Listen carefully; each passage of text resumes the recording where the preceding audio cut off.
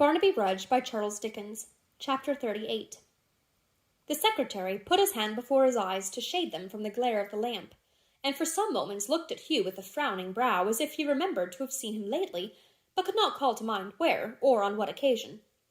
His uncertainty was very brief, for before Hugh had spoken a word, he said, as his countenance cleared up, "Ay, I recollect. It's quite right, John, you needn't wait.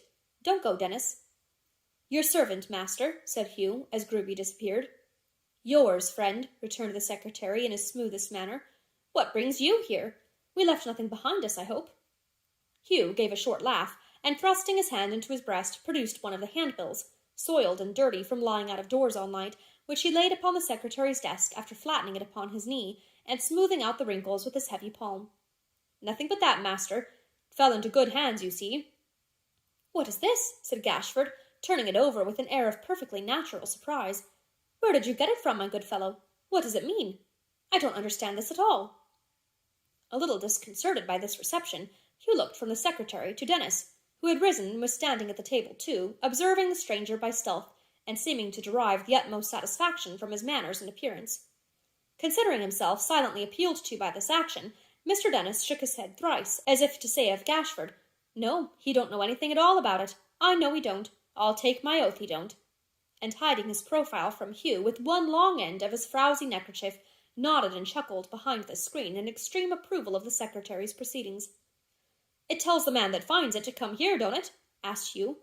"I'm no scholar myself, but I showed it to a friend, and he said it did." "It certainly does," said Gashford, opening his eyes to their utmost width. "Really, this is the most remarkable circumstance I have ever known. How did you come by this piece of paper, my good friend?" "Master Gashford," wheezed the hangman under his breath, "again all Newgate." Whether Hugh heard him, or saw by his manner that he was being played upon, or perceived the secretary's drift of himself, he came in his blunt way to the point at once. "Here," he said, stretching out his hand and taking it back. "Never mind the bill, or what it says, or what it don't say. You don't know anything about it, master. No more do I, no more does he," glancing at Dennis. "None of us know what it means, or where it comes from. There's an end of that.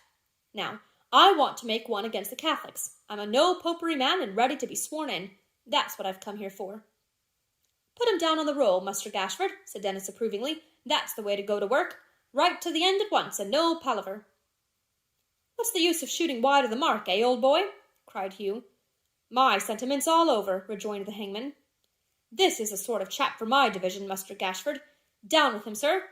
Put him on the roll. I'd stand godfather to him if he was to be christened in a bonfire, made of the ruins of the Bank of England." With these and other expressions of confidence of the like flattering kind, Mr. Dennis gave him a hearty slap on the back, which Hugh was not slow to return. "No popery, brother," cried the hangman. "No property, brother," responded Hugh. "Popery, popery," said the secretary with his usual mildness. "It's all the same," cried Dennis. "It's all right. Down with him, Master Gashford. Down with everybody. Down with everything. Hurrah for the Protestant religion. That's the time of day, Master Gashford." The secretary regarded them both with a very favourable expression of countenance, while they gave loose to these and other demonstrations of their patriotic purpose, and was about to make some remark aloud, when Dennis, stepping up to him and shading his mouth with his hand, said, in a hoarse whisper, as he nudged him with his elbow, "Don't split upon a constitutional officer's profession, Master Gashford. There are popular prejudices, you know, and he mightn't like it. Wait till he comes to be more intimate with me.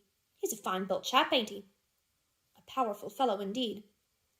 "Did you ever, Master Gashford," whispered Dennis, with a horrible kind of admiration, such as that with which a cannibal might regard his intimate friend when hungry, "did you ever," and here he drew still closer to his ear, and fenced his mouth with both his open bands, "see such a throat as his?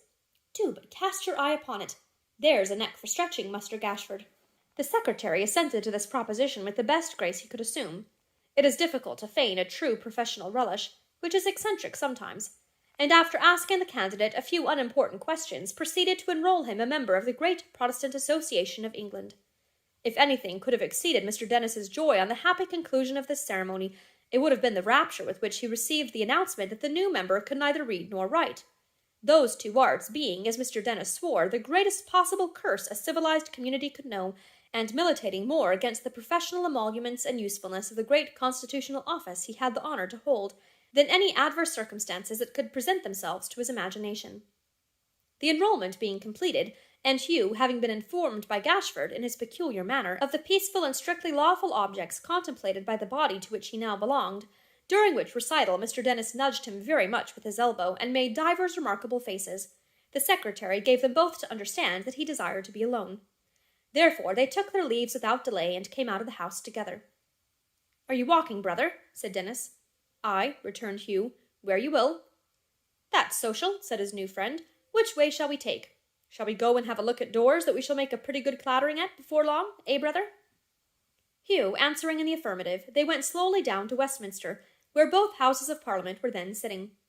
Mingling in the crowd of carriages, horses, servants, chairmen, link boys, porters, and idlers of all kinds, they lounged about, while Hugh's new friend pointed out to him significantly the weak parts of the building, how easy it was to get into the lobby, and so to the very door of the House of Commons, and how plainly, when they marched down there in grand array, their roars and shouts would be heard by the members inside, with a great deal more to the same purpose, all of which Hugh received with manifest delight. He told him, too, who some of the lords and commons were by name as they came in and out, whether they were friendly to the papists or otherwise, and bade him take notice of their liveries and equipages, that he might be sure of them in case of need. Sometimes he drew him close to the windows of a passing carriage, that he might see its master's face by the light of the lamps, and, both in respect of people and localities, he showed so much acquaintance with everything around, that it was plain he had often studied there before, as indeed when they grew a little more confidential he confessed he had. Perhaps the most striking part of all this was the number of people, never in groups of more than 2 or 3 together, who seemed to be skulking about the crowd for the same purpose. To the greater part of these, a slight nod or a look from Hugh's companion was sufficient greeting, but now and then some man would come and stand beside him in the throng, and without turning his head or appearing to communicate with him, would say a word or two in a low voice, which he would answer in the same cautious manner. Then they would part like strangers. Some of these men often reappeared again unexpectedly in the crowd close to Hugh, and as they passed by, pressed his hand or looked him sternly in the face, but they never spoke to him, nor he to them. No, not a word.